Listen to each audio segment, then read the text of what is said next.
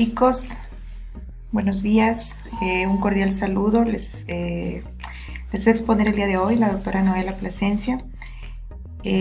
Soy médica radióloga del Hospital Isidro Ayora y el día de hoy me ha tocado exponer el apartado de neuroanatomía y bueno, pues vamos a facilitar en este momento la teoría de nuestro taller para poder hacer de forma más llevadera nuestro taller práctico, ¿no?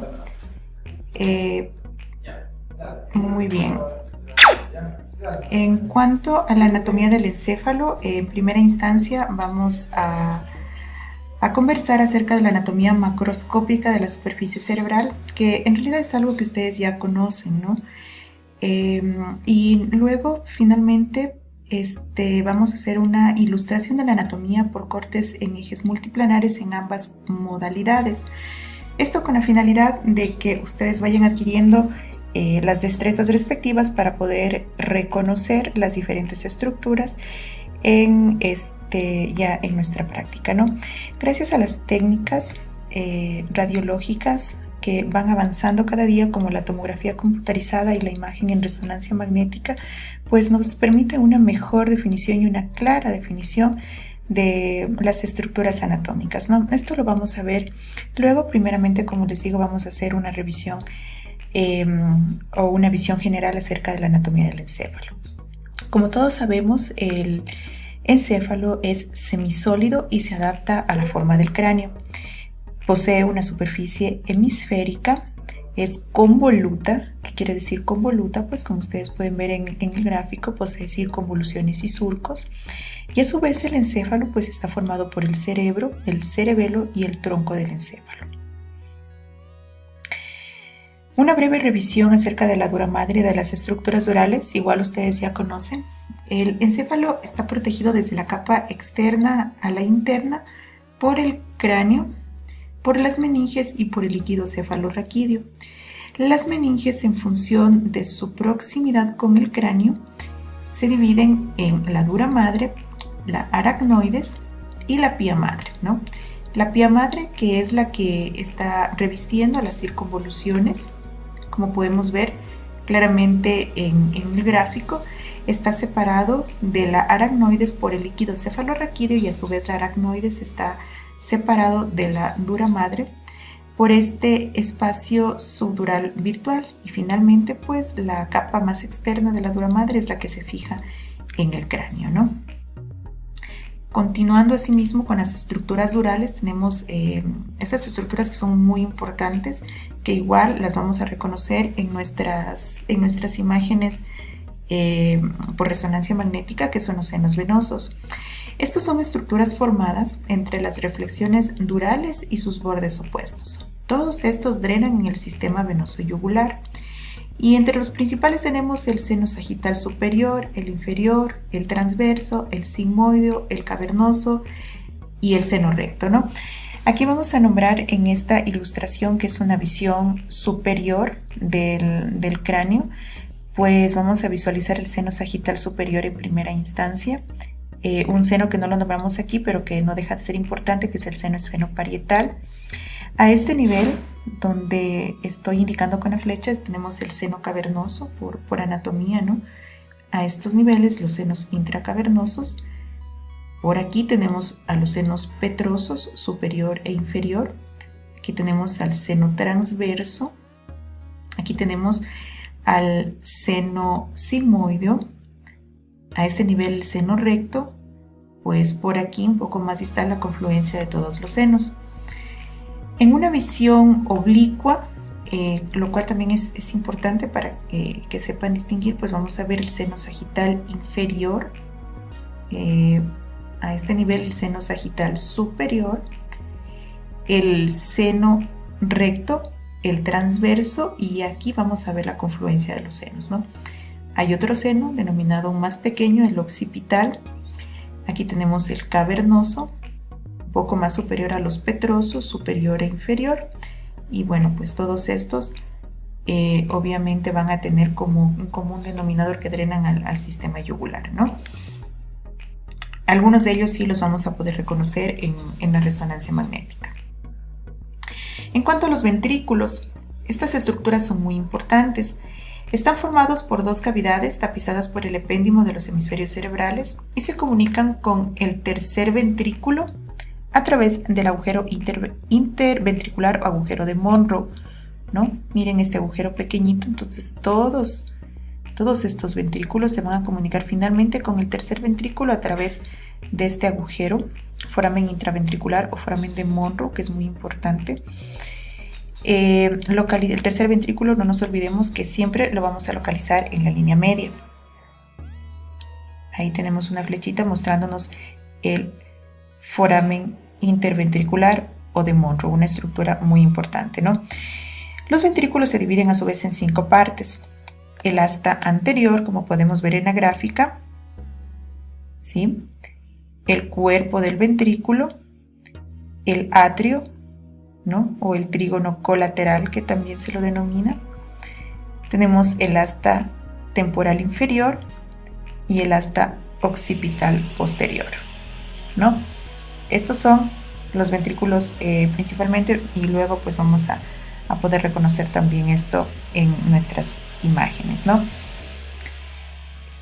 Continuando con los ventrículos, estudiamos primero el asta anterior y el cuerpo del ventrículo lateral. Entonces, como podemos ver, estas son las astas anteriores, ¿no? Estas obviamente están localizadas a nivel frontal y poseen los siguientes límites. Anteriormente están limitadas por el cuerpo calloso, luego vamos a ver con más detenimiento el cuerpo calloso. En la línea media el septum pellucidum, que este a su vez pues tiene como función dividir pues un ventrículo para cada hemisferio. Esto en la línea media y lateralmente por la cabeza del núcleo caudado, ¿no? Algo importante que quiero recalcarles a este nivel es que cuando nosotros observemos nuestras imágenes, por lo regular vamos a ver unas asimetrías entre ambas astas frontales, ¿no? Teniendo como un hallazgo común un poquito más agrandada el asta frontal del lado derecho. No nos olvidemos que esta es una variante anatómica.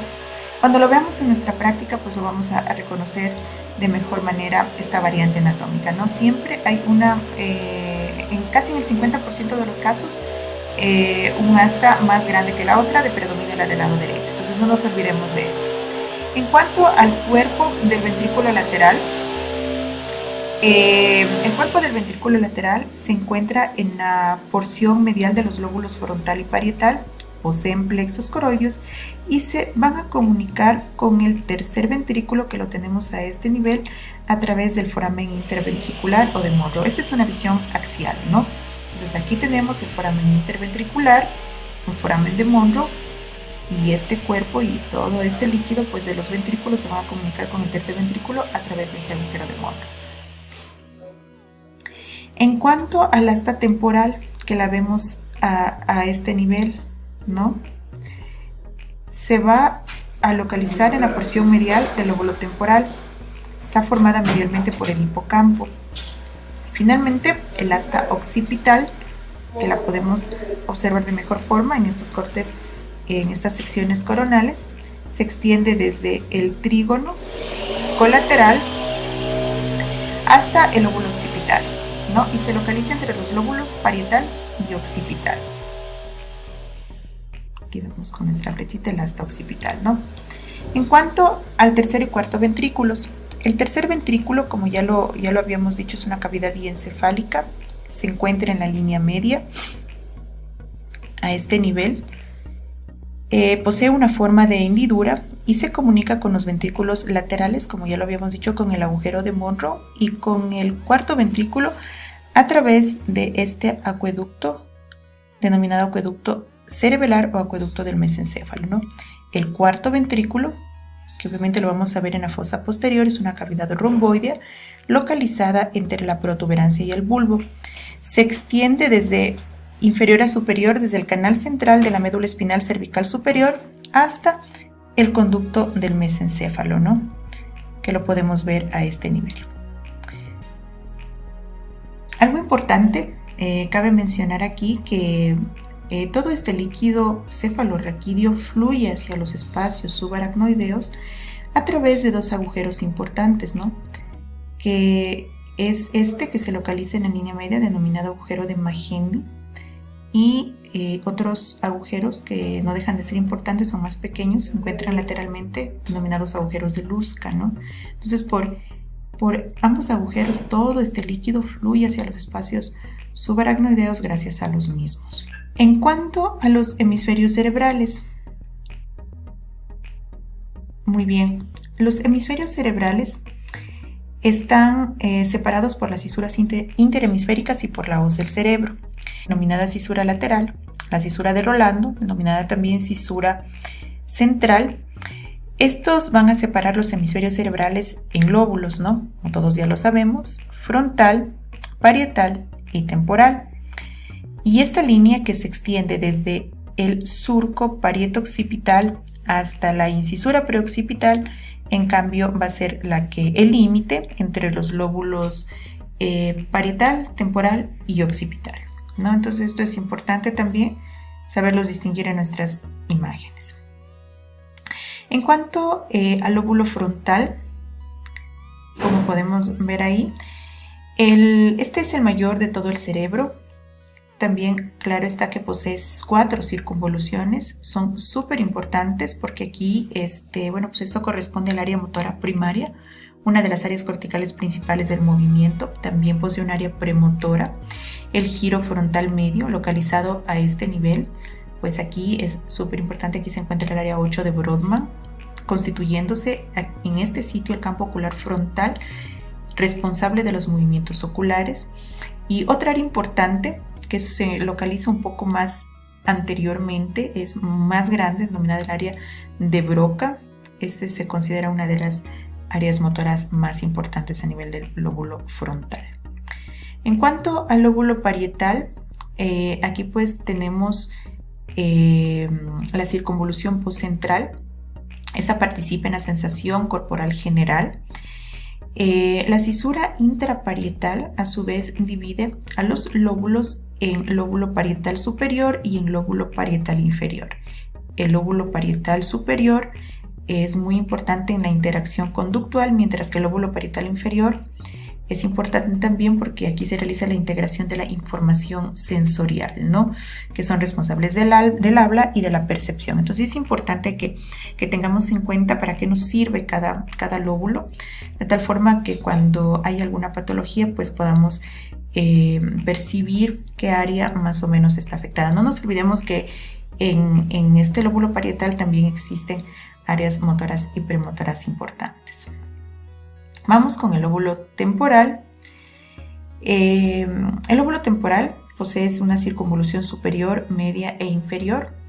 La circunvolución temporal superior, denominada área de Heschel, también encargada de la comprensión del lenguaje hablado, mientras que la circunvolución temporal inferior y la media participa en la percepción de la forma visual y también nos ayuda, pues es responsable dentro de lo que corresponde a la percepción del color para poder diferenciarlo, ¿no?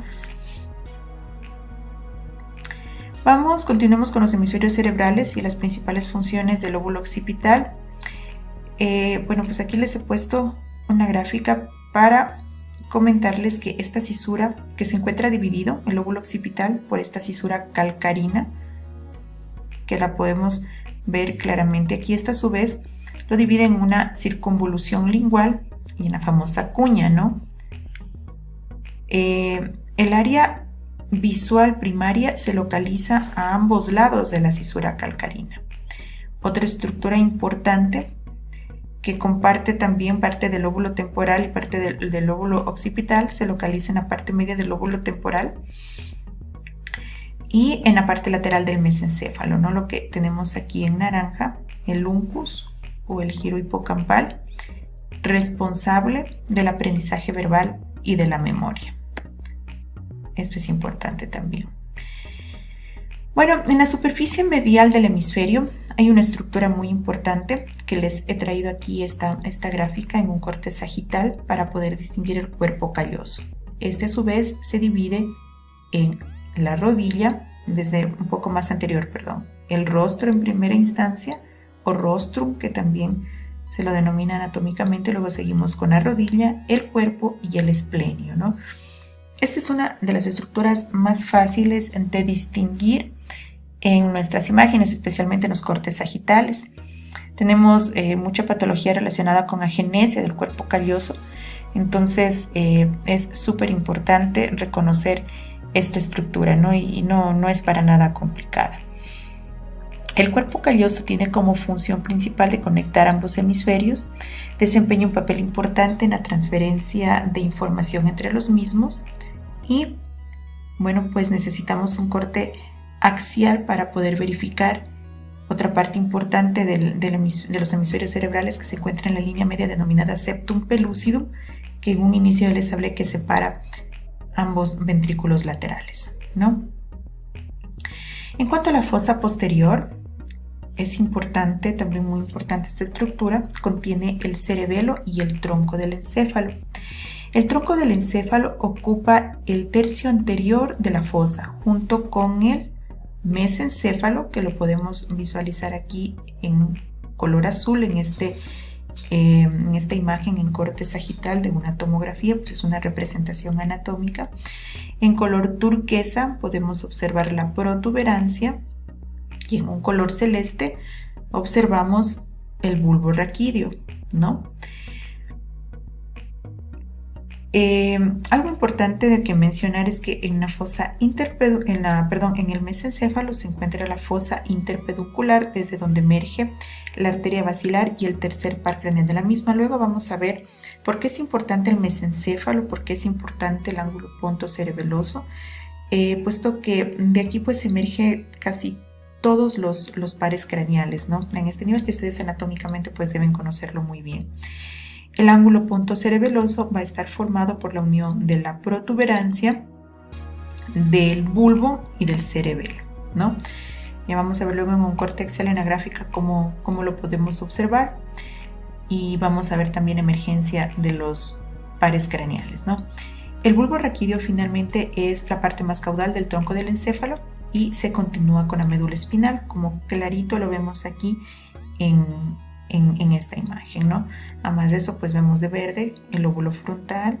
Aprovechemos para distinguir algunas estructuras anatómicas, lo que está en naranja, el diencéfalo, ¿no? El lóbulo occipital posteriormente. Muy bien, entonces en el tronco del encéfalo, en un corte axial, en un esquema, pues les traje esta imagen a colación para que nos demos cuenta más o menos los sitios de emergencia de los pares craneales, ¿no? Entonces aquí a nivel del mesencéfalo pues podemos observar la fosa interpeduncular de la cual les hablaba en un inicio, desde donde emerge el tercer par craneal, o el nervio oculomotor, también denominado el tercer par craneal, ¿no? Inferiormente, igual hacia el mesencéfalo, vemos la emergencia del nervio troclearo patético, considerado como el cuarto par craneal. Inferiormente al mesencéfalo, ya en el ángulo pontocerebeloso, pues podemos observar la emergencia del quinto par craneal o del nervio trigémino. E inferiormente pues tenemos la emergencia desde el sexto hasta el 12º par craneal, ¿no? A este nivel todos van en orden. Tenemos el sexto, nervio abducens o muro ocular externo, el nervio facial, el séptimo, el octavo, el vestíbulo coclear, el noveno, el glosofaringio, el décimo, el vago, el 11, el accesorio, y el 12, el hipogloso. Espero no equivocarme, esos son los pares craneales, ¿no? Entonces es súper importante distinguir todas estas estructuras, ¿no? Porque pues anatómicamente se nos hace muy fácil, si nosotros conocemos la anatomía, se nos hace muy fácil verificar la emergencia de estos nervios en resonancia magnética, que es más clara para definir las estructuras, ¿no? En cuanto a la vascularización arterial, el cerebro recibe su vascularización por dos arterias carótidas internas y las dos arterias vertebrales, ¿no? Entonces, de la arteria carótida interna, obviamente tiene todos sus segmentos para para atravesar el cráneo. Hacia el segmento cavernoso de la misma va a emerger la arteria cerebral media y la arteria cerebral anterior, ¿no? Las dos arterias vertebrales, estas se van a unir en el borde caudal de la protuberancia, ¿no? Para dar lugar a la arteria basilar, ¿no? De la arteria basilar emergen también estas pequeñas arterias denominadas las arterias pontinas, ¿verdad? Bueno, y algo que es muy importante, que igual lo vamos a distinguir en nuestro repaso práctico, el círculo arterial cerebral o el famoso polígono de Willis, que está formado por las arterias comunicantes anterior, arteria comunicante posterior y por las porciones proximales de la arteria cerebral media, de la cerebral anterior y de la cerebral posterior. No nos olvidemos que de la basilar emergen ambas arterias cerebelosas posteriores, ¿no? Entonces, estas son las responsables de la formación de este círculo arterial cerebral o denominado polígono de Willis. Esta es una imagen, una reconstrucción vascular en resonancia magnética, una angioresonancia, ¿no? Entonces, con esto quiero traerles a colación que gracias a los grandes avances, pues estos auxiliares diagnósticos a nosotros nos permite ver de una forma perfecta la vascularización cerebral, tanto en las angiotomografías como en las angioresonancias, ¿no? Entonces, si nosotros conocemos la anatomía de mejor forma, pues tranquilamente no se nos va a hacer ningún problema reconocer la anatomía en la imagen diagnóstica, ¿no? Y bueno, pues con la cual es importantísima.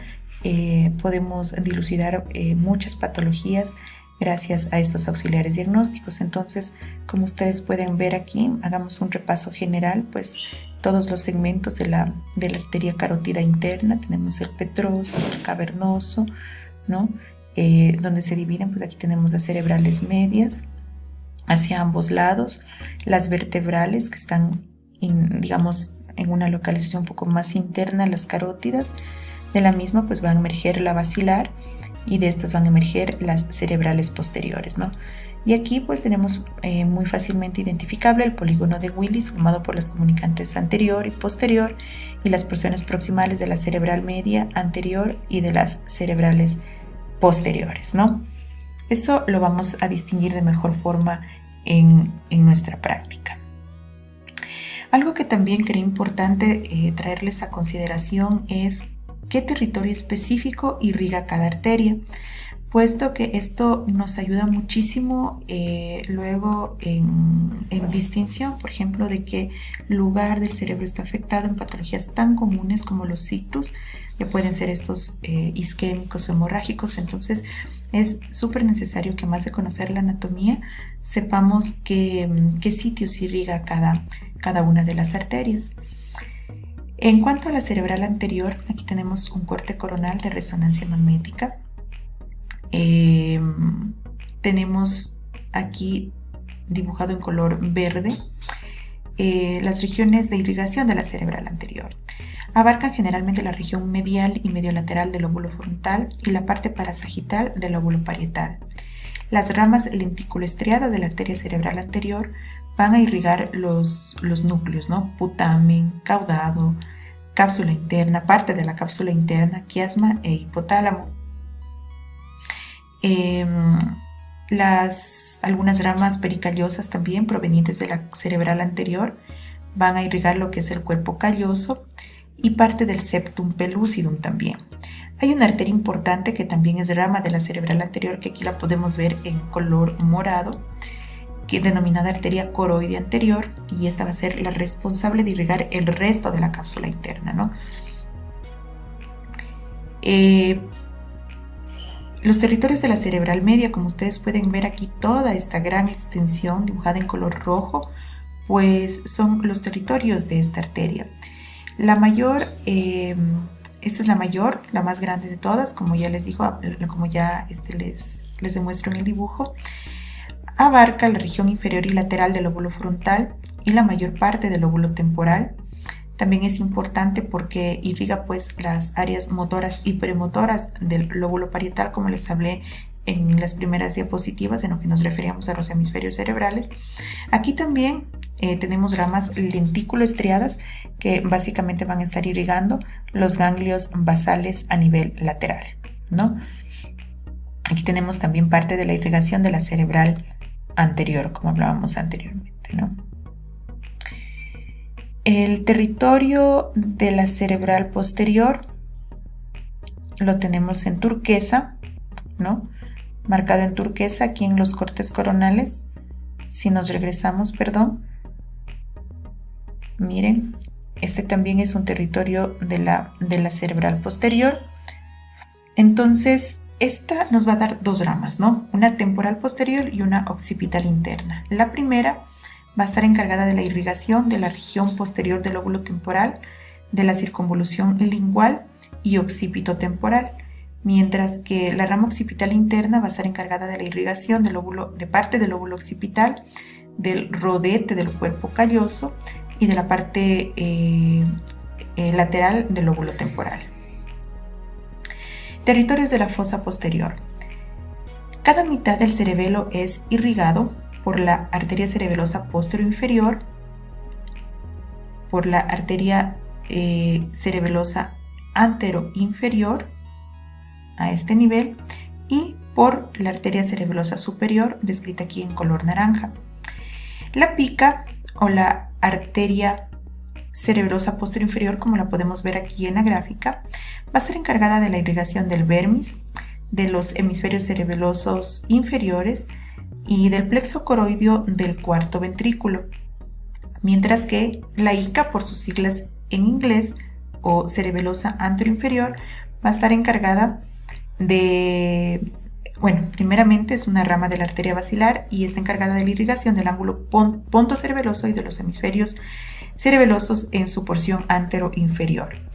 Las ramas perforantes de la arteria basilar, como les indiqué en un inicio en nuestra gráfica, pues van a ser las responsables de la irrigación de la protuberancia. Las arterias cerebelosas superiores, hacia ambos lados, van a estar encargadas de la irrigación de la porción superior de los hemisferios cerebelosos.